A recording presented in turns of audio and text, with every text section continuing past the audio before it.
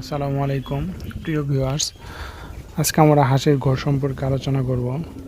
হাঁসের জন্য আসলে বিভিন্নভাবে ঘর তৈরি করা যায়, বিভিন্ন রকমের ঘরই বানানো যায়। ঘরে পর্যাপ্ত আলো বাতাস চলাচলের সুবিধার্থে পূর্ব পশ্চিমে লম্বা করে ঘর বানানো ভালো। ঘরে উত্তর দক্ষিণ খোলা থাকবে এবং জলাশয়ের পাড়ে ঘর তৈরি করা যায়।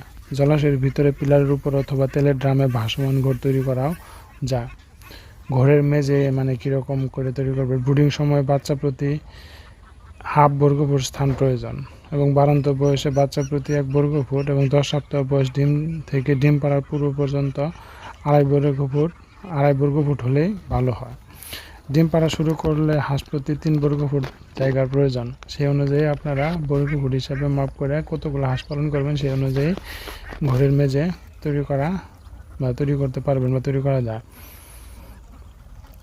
ঘরের মেঝে আসলে বিভিন্নভাবে তৈরি করা যায়। পাকা মেঝে, তারপরে কাঁচা মেঝে, স্লট বা মাচাযুক্ত মেঝে, এরকম বিভিন্ন মেঝে তৈরি করা যায়। তবে এগুলোর মধ্যে সুবিধা অসুবিধা রয়েছে। কাঁচা মেঝে, রাত্রিবেলা ঘরে হাঁস থাকার জন্য ঘরের মেঝে কাঁচা তৈরি করা যায়।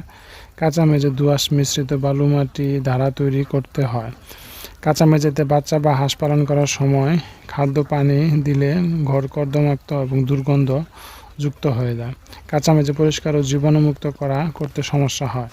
কাঁচা মেঝেতে খাদ্য খাওয়ার লোভে ইঁদুরের উপদ্রব অনেক বেড়ে যায়।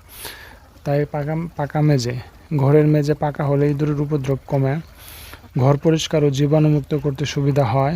পাকা মেঝের উপর লিটার বিছিয়ে বাচ্চা, বাড়ন্ত হাঁস ও ডিম পাড়া হাঁস পালন করতে সুবিধা হয়। পাকা মেঝের পাত্র স্থাপন করে খাদ্য ও পানি দিতে সুবিধা হয়। তারপরে আরেকটা আছে মাচাযুক্ত মেঝে। ঘরে কাঠ অথবা বাঁশের চাটা দ্বারা মেঝে তৈরি করা যায়। মেঝের উপর বাচ্চা, বাড়ন্ত হাঁস ও লেয়ার হাঁস পালন করতে সুবিধা হয় এবং মাচার নিচে ড্রেনের ব্যবস্থা করা যায়। তবে এই ব্যবস্থায় প্রচুর দুর্গন্ধ হয়। মাছের পুকুরের উপরও মাচা তৈরি করা যায়। মাছের পুকুরের উপর মাচা তৈরি করলে তার হাঁসের যে বীজটা পুকুরে পড়ে সেই বীজটা মাছ খায় দ্রুত বড় হয়ে যায়। হাঁসের পায়খানা মাচার ফাঁক দিয়ে পানিতে পড়লে মাছ খায় এবং ঘরের একদিকে হাঁসের ডিম পাড়ার জন্য বাসা তৈরি করে দিতে হয় এবং প্রতি শতকে 3টি হাঁসের অতিরিক্ত পালন করলে হাঁসের পায়খানা জমে পানি দূষিত হতে পারে।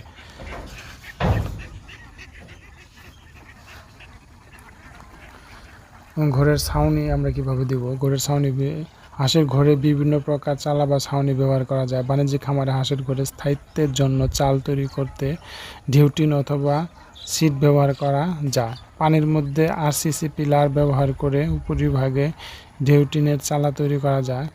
ঢিউটিন ব্যবহার করা হলে গ্রীষ্মকালে তাপ নিবারণের জন্য ঢিউটিনের নিচের পাশের চাটাই দ্বারা সিলিং তৈরি করে দিলে ভালো হয়, যাতে উপর থেকে তাপটা কম লাগে। এবং বর্তমানে 2 পর্দা বাঁশের চাটাইয়ের মধ্যে পলিথিন ব্যবহার করে সস্তায় ঘরের চালা তৈরি করা যায়। অর্থাৎ বাঁশের চাটাই দিলে চাটাইয়ের কারণে তাপটা কম লাগে এবং চালের উপর আলকাত্তার অথবা রং ব্যবহার করলে স্থায়িত্ব বৃদ্ধি পায় এবং মুরগির ঘরের মধ্যে হাঁসের ঘরের ছাউনি 1 চালা, 2 চালা অথবা গেবল